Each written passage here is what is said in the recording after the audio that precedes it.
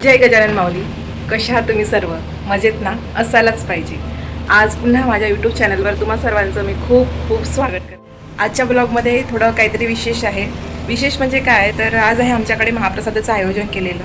महाप्रसाद कशाबद्दल, तर श्री सच्चिदानंद सद्गुरू साईनाथ महाराजांचं माझ्या सासूबाईंनी पारायण पूर्ण केलेले आणि त्यासाठी म्हणून हे आता आज महाप्रसादाचं आयोजन केलेलं आहे आम्ही. आणि आता सगळी तयारी चाललेली आहे. तर चला बघूया. साईनाथ महाराज की जय. बोलो साईनाथ महाराज की जय.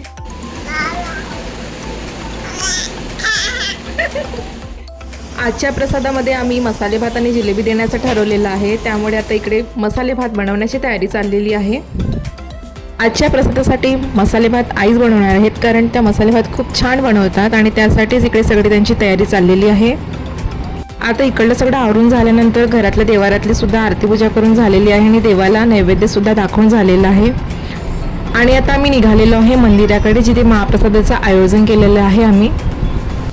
फायनली आता आम्ही पोहोचलेलो आहे मंदिरामध्ये आणि आता इकडे देवाची पूजा करणं चाललेलं आहे.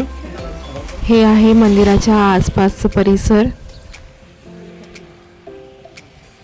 गुरु साई नमो नमः. ओम साई नमो नमः.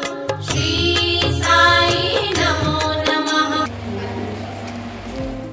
देवाची पूजा तर करून झाली, पण अजून बरीचशी मंडळी यायचीच होती, त्यामुळे त्यांच्यासाठीच म्हणून थोडा वेळ वाट बघणं सुरू होतं.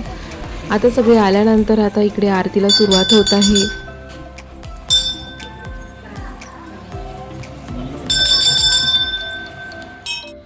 आता इकडे देवाची आरती सुद्धा व्यवस्थित पार पडली आणि आता एक एक करून सगळ्यांचं देवाचं दर्शन सुद्धा घेणं चाललेलं आहे. देवाची पूजा आरती झाल्यानंतर आणि देवाला नैवेद्य चढवून झाल्यानंतर आता इकडे महाप्रसादाला सुद्धा सुरुवात झालेली आहे. जमलेल्या सर्व मंडळींनी महाप्रसादाचा खूप छान आस्वाद घेतलेला आहे. अशा प्रकारे आजचा आमचा हा महाप्रसादाचा कार्यक्रम व्यवस्थित पार पडला आहे.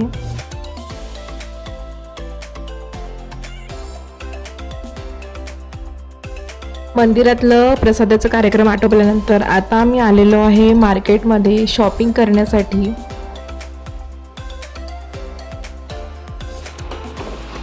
आम्हाला आता काही कपड्यांची खरेदी करायची होती, त्यासाठी म्हणून आम्ही आता इकडे आलेलो आहे आणि आता तीच आमची शॉपिंग चाललेली आहे इकडे. आता कपड्यांची शॉपिंग म्हटलं म्हणजे अर्धा एक तासाचा वेळ काढूनच यावं लागतं, कारण इतका वेळ जातो ना कपड्यांच्या शॉपिंगमध्ये की बराच वेळ निघून जातो. तर मंडळी, अशा प्रकारे आमची चाललेली आहे इकडे कपड्यांची शॉपिंग. तर आपण पुन्हा भेटूया माझ्या नवीन ब्लॉगमध्ये आणि तुमची साथ आणि तुमचा सपोर्ट माझ्यासोबत नेहमीच असू द्या. जय महाराष्ट्र.